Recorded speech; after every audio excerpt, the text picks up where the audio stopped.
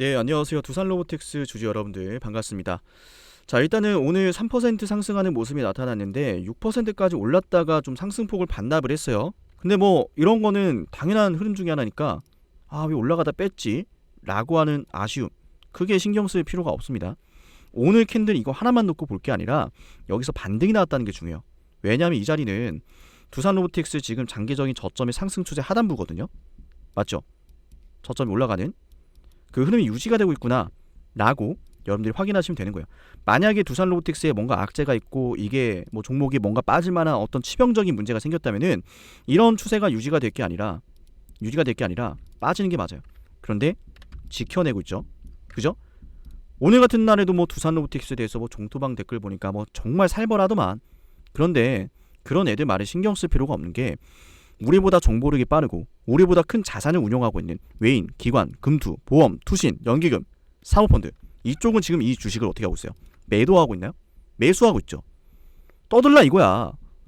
우리를 막 조롱거리의 대상으로 삼고 이 주식은 뭐 실적 때문에 못 간다, 뭐 때문에 못 간다, 뭐 때문에 못 간다 매일같이 떠들고 있는데, 나는 그거 보면서 생각이 든 게 뭐냐면 이 주식이 저렴하다고 판단이 되지 않도록 선동을 하고 있는 뿌락치가 있는 게 아닌가.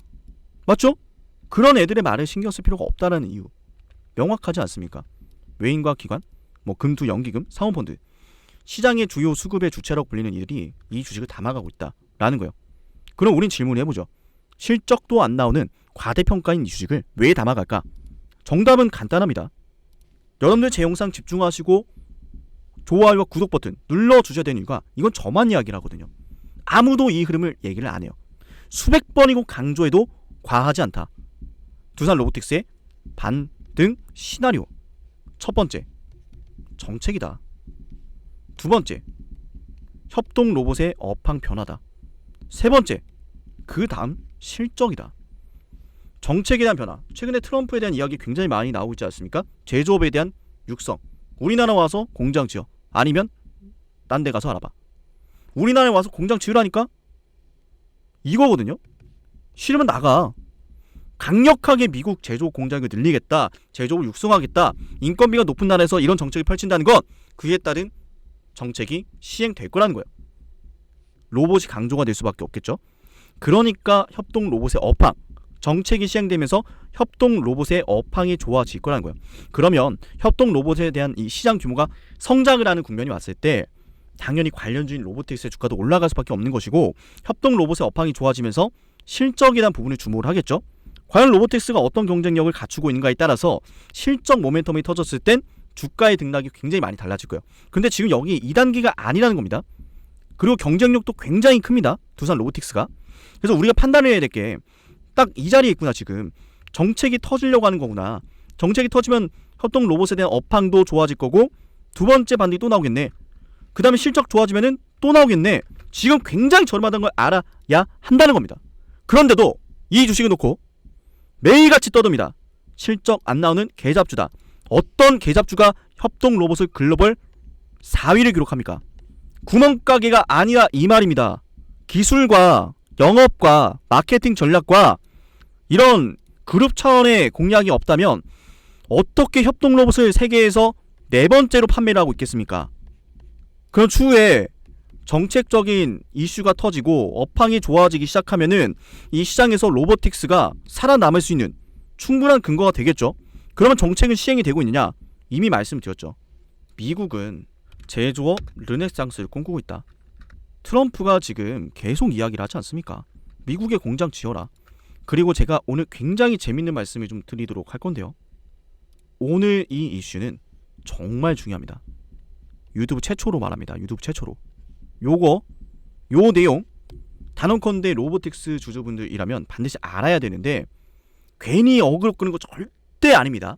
오늘 영상 끝까지 보시면 굉장히 많은 것들이 도움이 되실 거예요.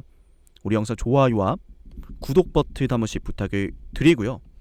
우리 로보틱스 주주님들은 제가 하나만 말씀드리면 제게 반드시 문자를 꼭 남겨놓으셔야 됩니다. 왜 남겨야 되느냐? 이 로보틱스의 주가가 반등이 나올 때 혹은 매도가 필요할 때 여러분들에게 단체 문자 보내드릴 거기 때문이에요. 그리고 소통방 입장을 원하시는 분들께서는 우리 영상 하단에 설명란 링크 있습니다. 링크 누르셔서 요청하시면 돼요. 입장을 요청하시고 사용하시는 텔레그램 닉네임 저한테 보내놓으시면은 요청하신 닉네임과 문자 보내신 닉네임 일치하는 걸 확인하고 승인을 해드릴 겁니다. 계속해서 지금 로보틱스에 대한 브리핑이 들어가고 있고요. 당연히 방송보다 먼저 대응이 이루어지는 부분들이기 때문에 신청을 해 놓으셔야 됩니다. 그죠? 자, 문자를 남기시면은 더 많은 것들을 알려드릴 수 있는데 오늘은 일단 이것만 먼저 공개를 할게요. 최근에 제일일렉트릭의 주가가 11월 14일에 16%까지 급등을 했어요. 자, 제일일렉트릭 이날 급등했던 이유가 11월 14일 기사죠. 테슬라의 협력사인 이튼과 협력을 하고 있다. 테슬라의 협력사인 이튼과 협력을 해서 제일일렉트릭의 주가가 올라가고 있다. 앞으로 주요 물품에 대해서 독점 공급할 기대감이 만들어지고 있다. 핵심은 이거죠. 최근에 일론 머스크가 트럼프와 굉장히 친밀해진 모습을 보여주고 있고 공직자로까지 임명이 됐는데 테슬라와 연관된 기업인 이튼과 협력한다라고 하니까 이슈가 된 거예요. 그런데 두산 로보틱스 이미 현대자동차, 말레, 컨티넨탈 그리고 이튼과 같은 그죠? 이튼과 이미 거래하고 있습니다. 이미 고객사를 확보해 놨어요. 누굴요? 이튼을요. 테슬라와 협력을 하고 있는 이튼과 거래가 되면은 그죠? 이슈가 나오면 주가가 급등한다. 이날 제일일렉트릭의 거래대금이 1,800억이었어요. 하물며 로보틱스라면 테슬라의 이슈까지 붙어버렸을 때는 주가가 정말 크게 올라갈 가능성이 높겠죠. 맞나요, 여러분들? 제가 말씀을 드렸죠. 어떤 개 잡주가 세계에서 4위의 판매 대수를 자랑을 하고 어떤 개 잡주가 테슬라와 같은 글로벌 기업과 거래를 하겠습니까? 테슬라와 직접적으로 연결해서 거래가 되지 않더라도 테슬라와 거래를 하고 있는 이튼이라는 기업과 거래를 하게 된다면 그에 따른 밸류업도 올라갈 수밖에 없는 부분이고요. 그죠? 종토방에서 말도 안 되는 이야기를 짓거리는 애들은 테슬라가 뭐야? 이튼의 문턱조차 넘지 못할 것이다. 그런 애들이 매일같이 이야기를 하는 게 뭐야? 실적 안 나온다, 뭐 안 나온다. 지금은 실적에 대한 이야기를 논할 때가 아님에도 불구하고 말이죠. 그리고 지금 온라인이 뭐 밥캣을 미국으로 상장을 추진해라 이런 이야기들을 하고 있는데 저는 이렇게 생각을 합니다. 어딜 감히 기업 경영이 이렇게 직접적으로 개입을 하느냐? 대한민국에서 말이죠. 제안을 하는 건 좋아. 그런데 이걸 안 하면은 뭐 어떻게 하겠다 이런 식으로 추진하면 안 되는 겁니다. 그죠? 추진을 해야 되는 이유와 근거들을 정확하게 제시를 해야 되고 결론적으로 밥캣의 주가, 뭐 로보틱스 주가 둘 다 올라가는 방향이라면 얼마든지 찬성한다 이 말이에요. 그죠? 그리고 밥캣에 대해서 미국 상장을 추진해라 라고 하는 건 결론적으로 어쨌든 저는 이게 하나의 또 이슈가 된다라고 생각하는 게 어쨌든 밥캣은 로보틱스의 자회사가 될 예정 아닙니까? 로보틱스의 자회사가 될 예정인 밥캣을 미국 상장까지 추진할 수 있다? 야, 이거는 우리한테 어느 쪽이든 도움이 됩니다. 삼성전자 출신까지 지금 두산 로보틱스가 영입을 했고 회사가 어떻게 되고 있어요? 점점 규모를 키워가고 있죠. 고객사도 좀 다양해지고 있고 이런 시점에서 로보틱스의 주가는 최고가를 못 넘었어요. 잘 생각해 보세요. 주가가 작년 12월에 12만원대를 찍었을 때 여기를 왜 찍었어요, 여러분? 말 그대로 신규 상장 프리미엄이었어요. 신규 상장주 프리미엄 받으려면은 관심이 필요합니다. 핵심은 관심이에요. 근데 관심을 뭘로 끌었어요? 로보틱스 뭐 매출 잘 나옵니다. 이걸로 끌었어요? 아니었죠. 성장에 대한 기대감이었는데 그 첫 번째가 CES 2024 일정이었죠. 단기 일정 그리고 MSCI 수급에 대한 기대감 이거였거든요. 이걸로 지금 로보틱스의 주가가 12만원 찍었던 거예요. 그에 따른 조정이 나왔고 지금은 합병 이슈가 나오고 있고 단언컨대 합병 이슈로 지금 한번 파동을 이렇게 한번 그리면서 한 차례 물량을 소화했다. 그 다음 어떻게 된다? 정책에 대한 이야기가 나오면서 주가가 상승하기 시작할 거다. 그 다음 어떻게 된다? 업황에 대한 이야기가 구체적으로 나오면서 또다시 성장할 거다. 정책, 업황, 실적 이 순으로 올라갈 건데 그 안에서 나오는 이슈들 체크를 하면서 아, 지금은 로보틱스가 이 정책으로 움직이는 시기에 놓여져 있구나. 반응을 하고 있구나. 아, 지금은 이제 업황에 대한 구체적인 성장이 나오니까 그 기대감은 올라가는구나. 이렇게 구분을 해야 돼요. 그 다음은 실적이 나오는구나. 이렇게 구분을 이어가야 되는 겁니다. 그런데 지금 당장 뭔 실적을 논하고 있냐라는 거예요. 주목해야 될 건 차트가 지금 저점이 계속 올라가는 추세를 만들고 있다, 유지가 되고 있다라는 부분들이고, 이 종목을 초반에도 말씀을 드렸지만 연기금, 외인 이쪽에선 담아가고 있다라는 게 핵심이에요. 그리고 애초에 지금 뭐 온라인 측에서 이렇게 뭐 밸류업도 제한하고 뭐 하는 거 다 좋은데, 결국은 뭐예요? 두산이라는 기업이 그룹을 재편하는, 합병을 추진하는 내용이잖아요. 이거 하나만으로도 로보택스의 주가는 올라가기에 충분하다. 그런데 못 올라가고 있다라는 겁니다. 그러면 우리는 로보틱스의 주가를 바라보면서 무슨 생각을 해야겠습니까? 올라갈 주식이 못 올라가고 있다. 합병에 대한 기대감으로 충분히 큰 시세가 나올 수 있음에도 불구하고 시세는커녕 올라가다가 더 떨어졌다. 주가가 저렴해졌다. 그러면 합병에 대한 이야기, 이걸로 주가가 뭐 신고가를 쓰고 이런 다이나믹한 흐름은 나오지 않더라도 일단 여기에 따른 기대감으로 주가가 어느 정도 올라온 게 맞는데, 여기에 정책적인 이슈까지 더해진다라고 했을 때는 당연히 더 탄력을 받을 수밖에 없겠죠. 트럼프란 인물이 지금 이 제조업에 얼마나 진심입니까? 하다못해 군함조차도 미국에서 생산하지 못해가지고 한국의 조선 기업들에게 손을 벌리고 있는데, 다른 분야에서는 어떻겠습니까? 테슬라가 이미 증명을 하고 있지 않습니까? 로봇이 얼마나 제조 라인에 중요한지. 기가팩토리라고 하는 이 공장에서 차량의 뼈대라든지 도색이라든지 뭐 프레임을 씌우는 일이라든지 이런 것들을 로봇이 하고 있다라는 걸 증명을 하고 있잖아요. 맞죠?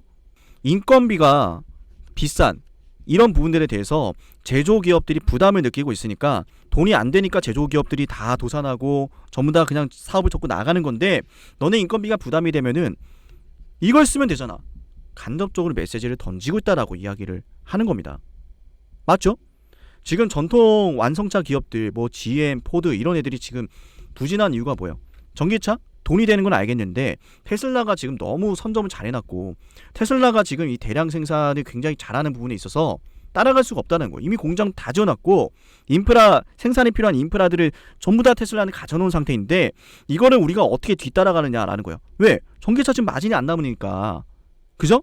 테슬라가 지금 그래서 극단적으로 기가팩토리라는 이런 첨단 자동화 공장을 운영을 하면서 경쟁력을 거기서 지금 계속 찾아가는 거예요. 못 따라오게 만드는 거예요.